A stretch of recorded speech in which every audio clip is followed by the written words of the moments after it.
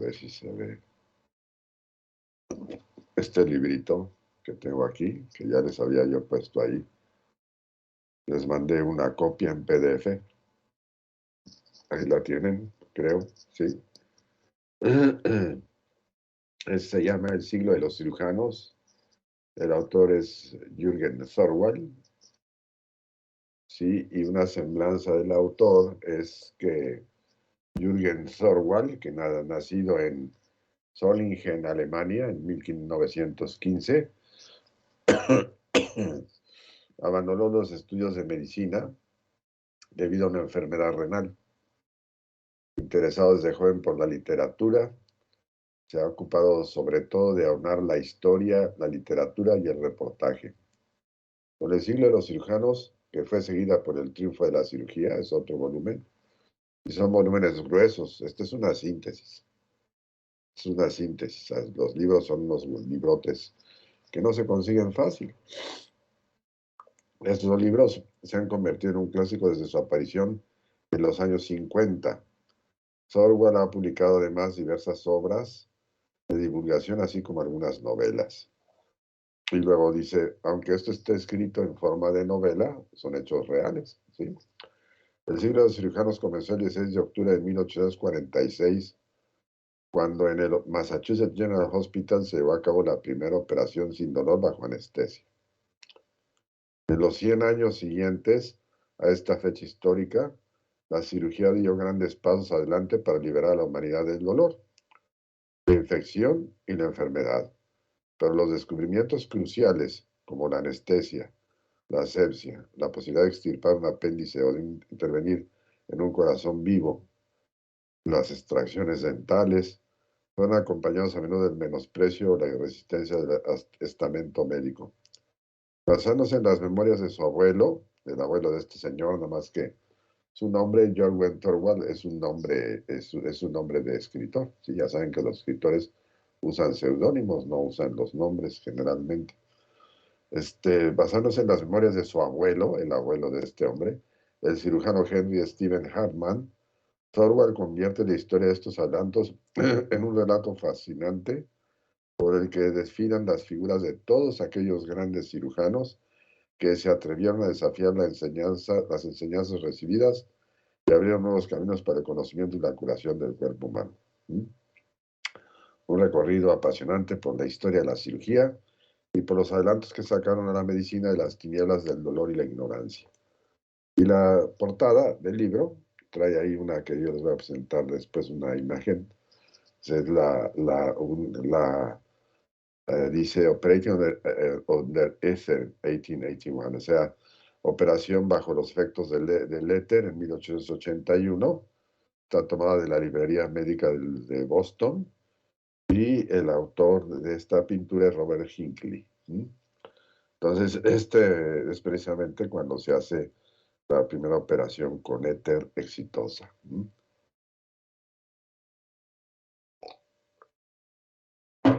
Bueno, entonces, voy a poner aquí los antecedentes históricos de la anestesia y de la asepsia y antisepsia. Muy bien.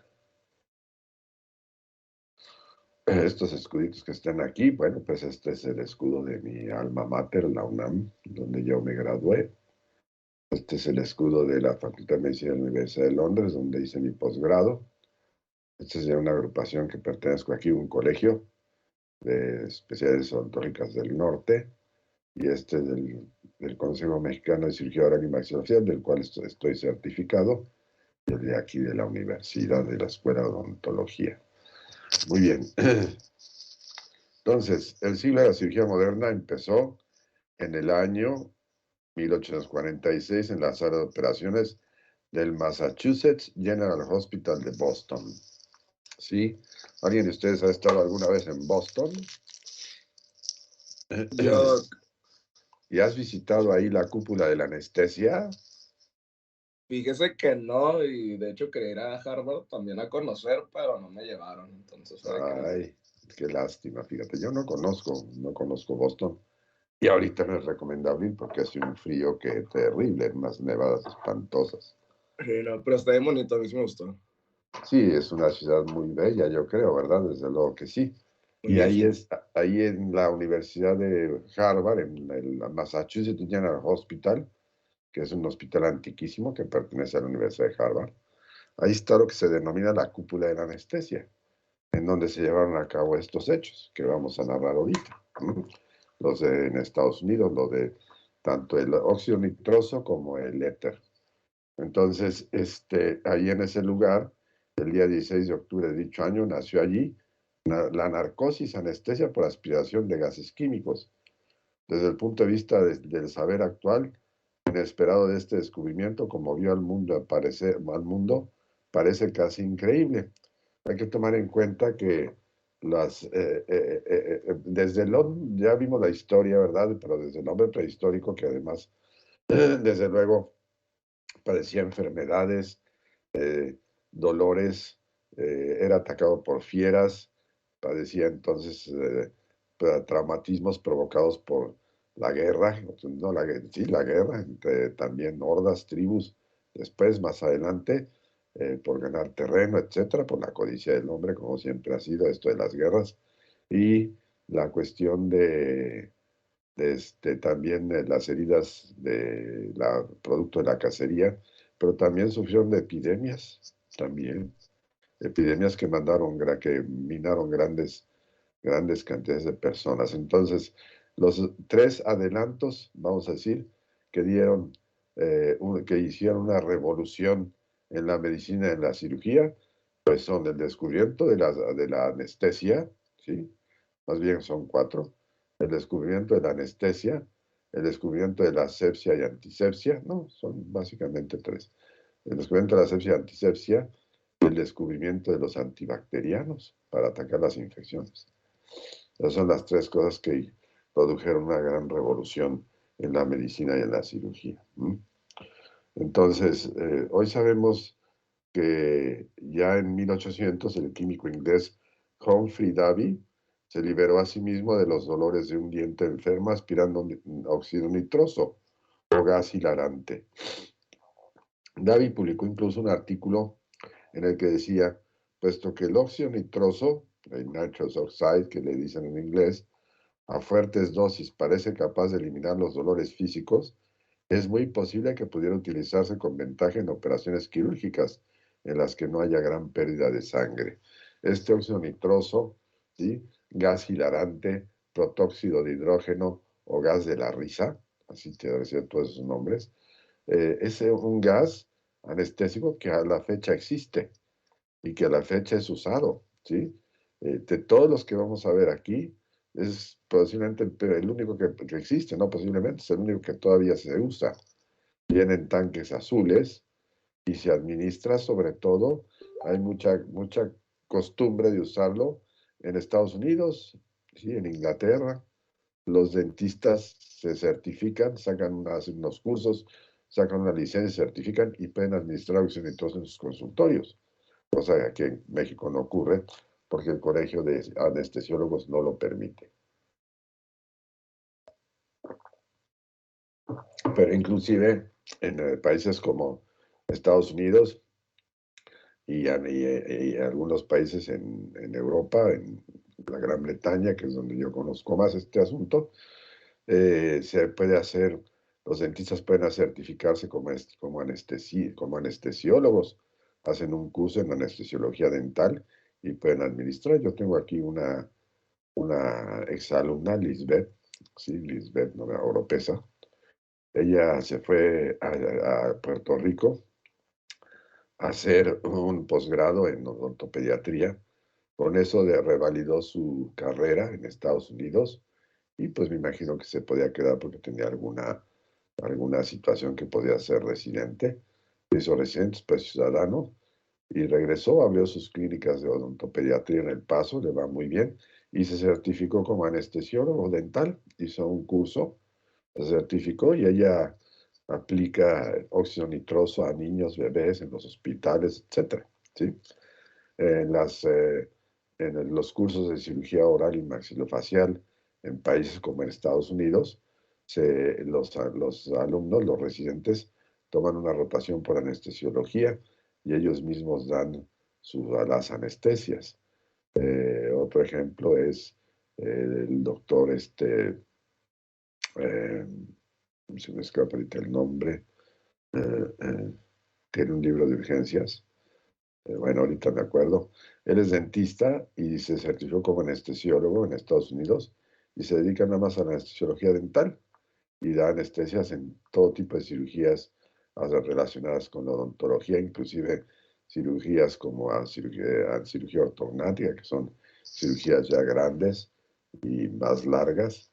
Él lo hace, pero aquí en México no se permite, los anestesiólogos no lo permiten. Alguna vez creo que Lisbeth Oropés organizó un curso aquí en Ciudad Juárez para un curso para dentistas para administrar óxido nitroso, ¿sí? Pero eso no autoriza a que se pueda administrar. Y si hay algún problema, como todos los gases anestésicos pueden producir problemas, inclusive la muerte si no son bien manejados, pues si un dentista lo aplica sin tener los permisos correspondientes, pues se mete en un lío y va a dar a la cárcel por homicidio imprudencial, ¿verdad? Entonces, eh, nada más en nuestro país, únicamente los anestesiólogos pueden aplicar anestésicos generales, ¿sí? Y hacer sedaciones profundas. Entonces, eh, la idea de David, ¿sí? No fue recorrigida por nadie, ni él mismo, ni él mismo insistió tampoco en ella. Unos 2 decenios más tarde, en 1823, el joven médico inglés Henry Hill Hickman, que no tenía valor para soportar los gritos de dolores de los pacientes durante las operaciones quirúrgicas, llevó a la práctica ciertos ensayos consistentes en anestesiar animales y operarles en estado de inconsciencia. Ponía a los animales de ensayo debajo de una campana de cristal en la que hacía entrar una corriente de dióxido de carbono. Eso lo hicimos hasta inclusive en la prepa, ¿verdad? Cuando yo estudié prepa, con unas ranitas,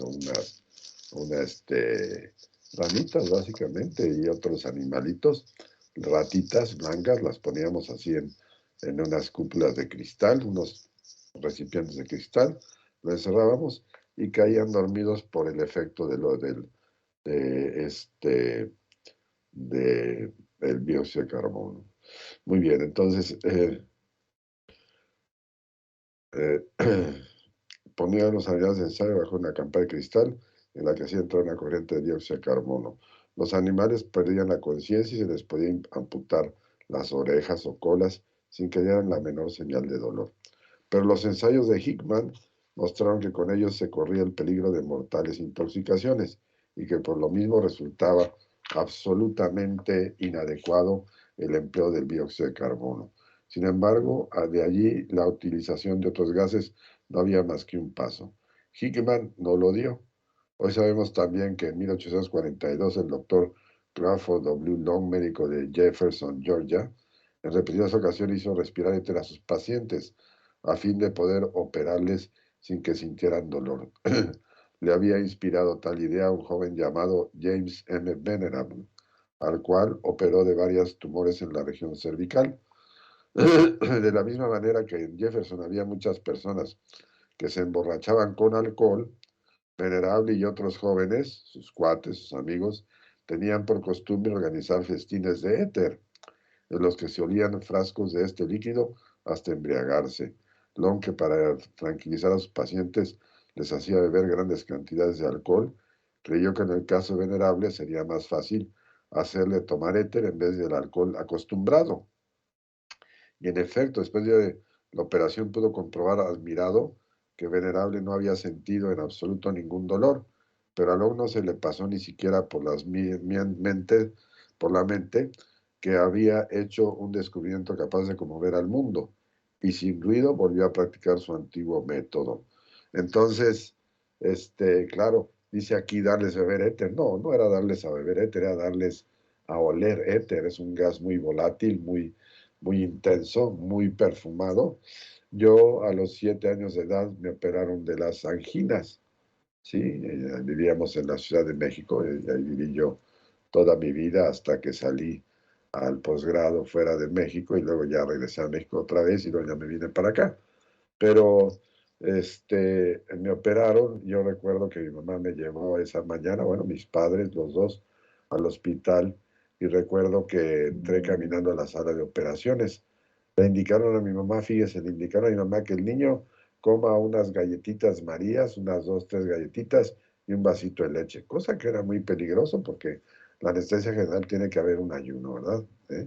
Tiene que haber un ayuno. Estoy hablando por ahí yo nací en el 52, pues más o menos en el 59, ¿verdad?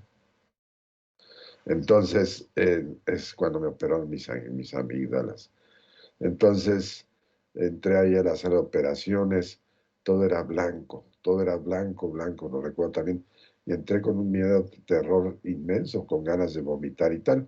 Claro, de la hora que me dieron esas desayuno ligero, que fue muy temprano, como 6 de la mañana, a la hora que había entré al quirófano, pues ya habían pasado bastantes horas, ya prácticamente mi joven organismo había absorbido todo, ya no había nada en la cámara gástrica que pudiera yo regurgitar o vomitar.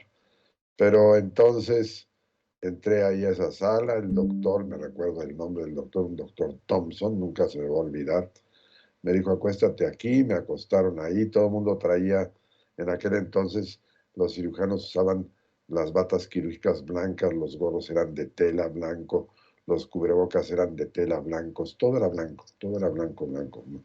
Era impresionante. Entonces, me dieron éter por goteo para anestesiarme, éter por goteo, y es una cosa espantosa, ¿no? Me empezaron a dar el éter, me dijo el doctor, cuenta del 10 al 1, y creo que conté hasta el, no sé, 8, y ya. Lo próximo que sucedió es que yo estaba en mi cuarto con dolor y una tía mía, la hermana de mi papá, que en paz descanse, sostenía una porcelana donde yo estaba vomitando. Muy tóxico, y yo, imagínense, operar las amígdalas. Los cirujanos eran muy buenos, tenía que poner puntos de sutura muy buenos porque con el esfuerzo de vomitar y todo, pues se podían abrir y empezar una hemorragia y pues puede ser mortal.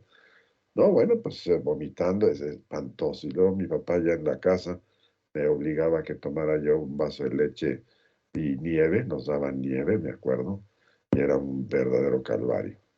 Pero tengo tan vivo eso, el uso del éter en mi persona, ¿sí?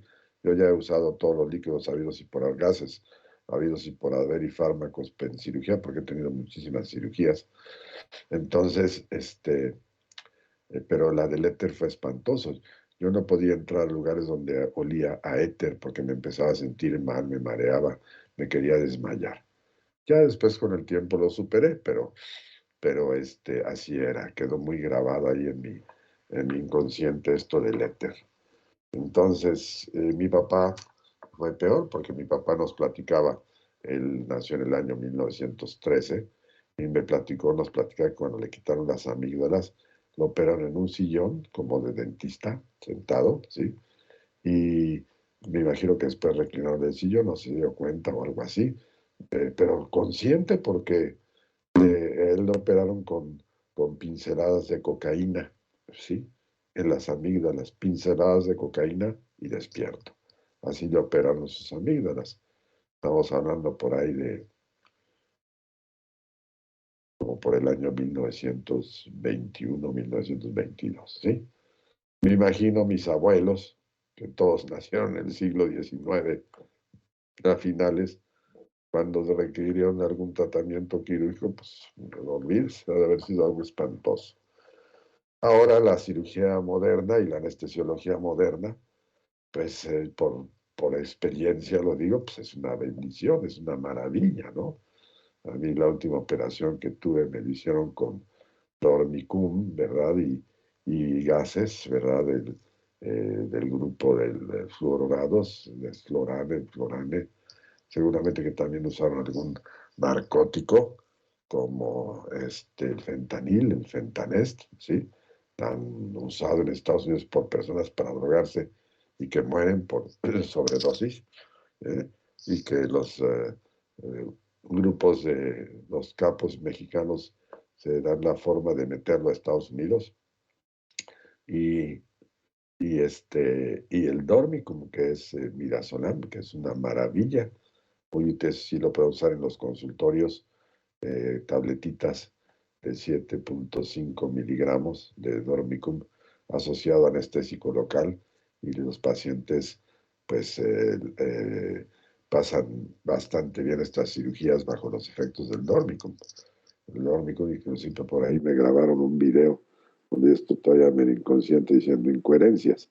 Mis amigos, los cirujanos que estaban por ahí, entonces los hice reír un rato por las barbaridades y todas estas cuestiones bajo los efectos del Dormicum, ¿verdad? Entonces es una maravilla, o sea, despierta uno de maravilla. Y comparativamente con mis años, con el tiempo que me hicieron la cirugía de amígdalas y con el éter, pues nada que decir, ¿verdad? O sea, del cielo a del cielo, de la tierra al cielo, ¿verdad? Muy bien.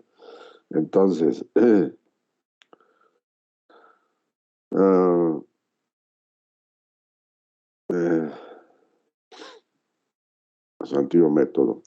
Por todo ello, hoy no se admite que el descubrimiento de la narcosis en 1846 se presentara en forma de súbita explosión, sino que se interpreta como el resultado final de una tendencia subterránea de casi 50 años, en el transcurso de los cuales ciertos individuos aislados trataron reiteradamente en vano de llamar la atención de la humanidad. Pero esto no pasa de ser una teoría. En los días en que yo, como estudiante y joven cirujano, ya narra aquí el abuelo, ¿verdad?, del autor, de joven cirujano, fui testigo inmediato de la práctica de la anestesia. Esta tuvo para mí y mi mundo en torno el carácter de una súbita, deslumbradora y prodigiosa revelación, sin precedente ni ejemplo. En todo caso, si la anestesia tuviera una prehistoria, esta no se remontaría más allá del mes de enero de 1845. ¿Sí? Entonces,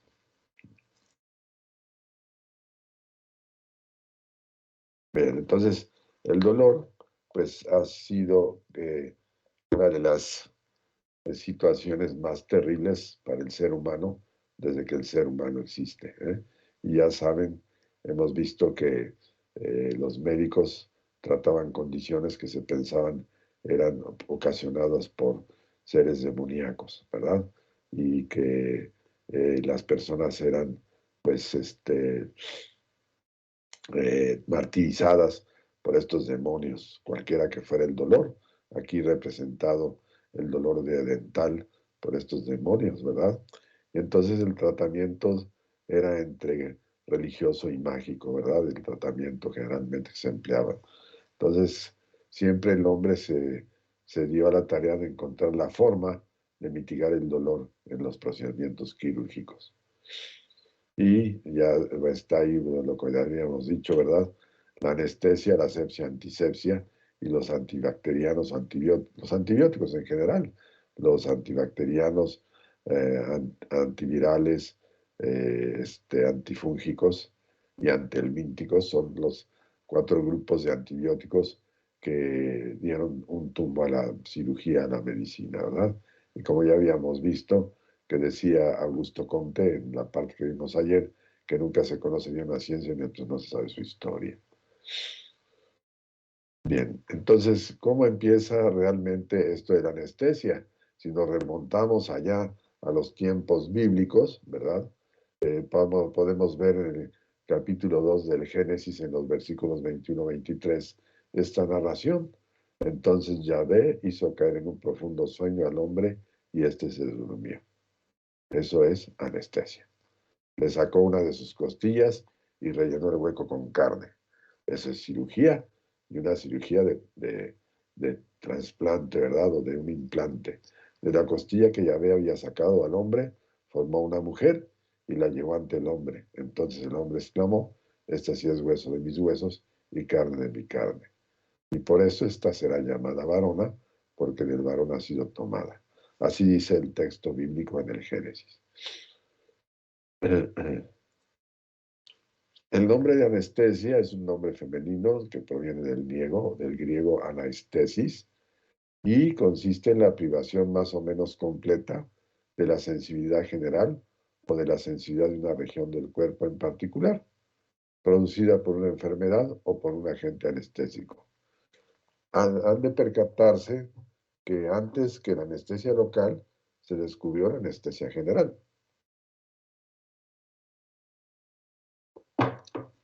Y para orgullo de nosotros, ahorita vamos a ver quiénes fueron los verdaderos descubridores, no de los gases, pero de la técnica del uso de esos gases para realizar cirugía. Este hombre que está aquí es Oliver Wendell Holmes.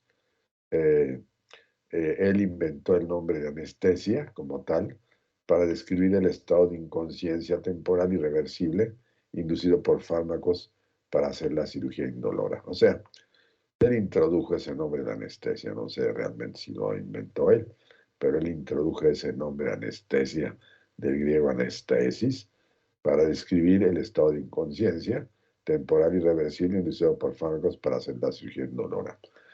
¿Qué pasa cuando una persona es inducida a la anestesia? ¿Sí? A veces nosotros nos referimos a que X o Z persona o yo mismo me pusieron a dormir para la anestesia. No, no es un día un anestesiólogo jefe del servicio de anestesiología del Hospital General nos corrigió y nos dijo, no, no voy a poner a dormir a nadie, voy a poner a una persona en un coma controlado, porque eso es la anestesia, poner a una persona en un estado de coma controlado. Muy bien, porque pierde sus funciones, pierde sus estímulos de defensa, los pierde, está a merced del anestesiólogo. Entonces está en un estado de coma controlado. Y aquí vemos lo que decíamos hace un momentito, en 1543, Valerius Cordus, no lo había escuchado aquí en el libro, es otro dato histórico, preparó éter etílico. En 1776, Presley descubrió el óxido nitroso. Entonces, el descubridor del gas como tal es Presley. En 1779, Humphrey Davy, químico inglés, afirmó que el óxido nitroso tenía la capacidad de suprimir el dolor, y en 1800 se liberó a sí mismo de los dolores de un diente aspirándolo. Pero como dice aquí la narrativa, no se dio cuenta de lo que tenía en sus manos y no dio el paso adelante para propagar este gran descubrimiento en el mundo médico. No lo hizo, sino que regresó a sus formas antiguas de tratar a los pacientes. En 1818, Faraday escribió un trabajo sobre los efectos depresores del éter. En 1823, Henry Hickman, médico científico inglés, ensaya anestesiando animales con dióxido de carbono, pero vio que era muy tóxico, entonces no era aplicable para el ser humano. En 1842, Crawford W. Long, médico de Jefferson, Georgia, hizo respirar éter a sus pacientes. Esto inspirado por uno de ellos, James M. Venerable, a quien extirpa varios tumores de la región cervical bajo los efectos del éter, como ya les narré de aquí del libro. En 1844, Smile, médico de Derby, New Hampshire, hizo respirar una mezcla de opio y éter a un paciente tuberculoso. Y el opio y el éter se usaba con frecuencia en pacientes tuberculosos para calmar sus accesos de tos. Pero esos tres individuos que aparecen aquí son realmente los pioneros de la anestesia. Y para nuestro orgullo de lo que es la profesión dental, dos de ellos cirujanos dentistas. Horacio Wells, que nace en 1844, cirujano dentista de Hartford, Connecticut, que descubre la utilidad analgésica del gas hilarante. No descubre el gas, descubre la utilidad analgésica del gas hilarante. Y lo descubre de una forma muy simpática que vamos a ver más adelante, ¿sí? En 1846, William Thomas Green Morton, cirujano dentista de Boston, Massachusetts, hace la primera demostración clínica exitosa del éter, ¿sí? E incidentalmente, estos dos que están ahí en la burbuja de la anestesia en el Massachusetts General Hospital, ¿verdad? No la burbuja, la cúpula de la anestesia, así se llama. Ahí están estos dos hombres como los pioneros de la anestesia. Entonces, hasta donde sé, yo no lo conozco, me han dicho y he visto en fotografías que hay unos bustos de estas personas, ¿verdad? Unas estatuas para honrar a estas dos personas. Que a mi juicio el pionero, aunque tuvo su fracaso, fue Horacio Wells. Ya vamos a ver más adelante. Y luego en 1847 James John Simpson, tocólogo escocés, es decir, era un ginecobstetra, hijo de un panadero, él mismo también practicó el oficio de panadero en Escocia, es descubridor en anestesia por cloroformo e iniciador del parto indoloro, ¿sí? Y también vamos a ver cómo hacían estas sesiones estas gentes. Y aquí tenemos pues a los pioneros en la anestesia, Horacio Wells, James John Simpson y William Thomas Green Morton. Bien. Aquí tenemos esta imagen en donde precisamente está Horacio Wells interrogando a una persona que ha ido a lo que se denominaba en aquel entonces el circo de la risa. Bien, entonces Horacio Wells no nació en el 47, en el 47 fue que hizo sus demostraciones. Él nace en 1815, muere en 1848, bastante joven. Es de Hartford, Connecticut, 21 años de su carrera profesional exitosamente. A los 21 años ya era un dentista exitoso. Se casa con Lisa Wells, tiene un hijo de nombre Charles y publica su libro, un ensayo sobre los dientes.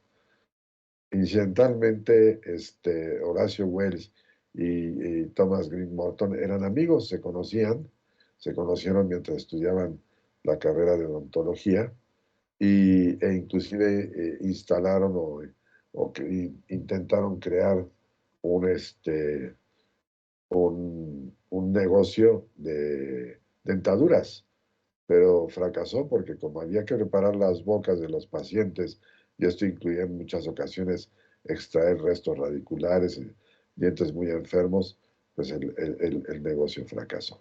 ¿Ya? Bueno, creo que ya se nos agotó el tiempo, son 8:53. Bien, ya se nos agotó, mañana vamos a continuar con ello. ¿Alguna pregunta hasta aquí? Por mi parte, no, doctor.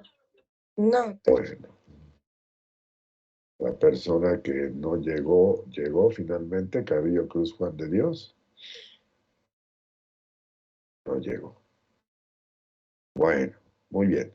Entonces, si no deciden otra cosa, nos veremos el día de mañana para que vayan a a su otra clase, que es farmacología los que la toman. Muy bien. Gracias. Hasta mañana. Gracias, doctor. Hasta mañana. Hasta mañana, doctor. Gracias. Hasta mañana.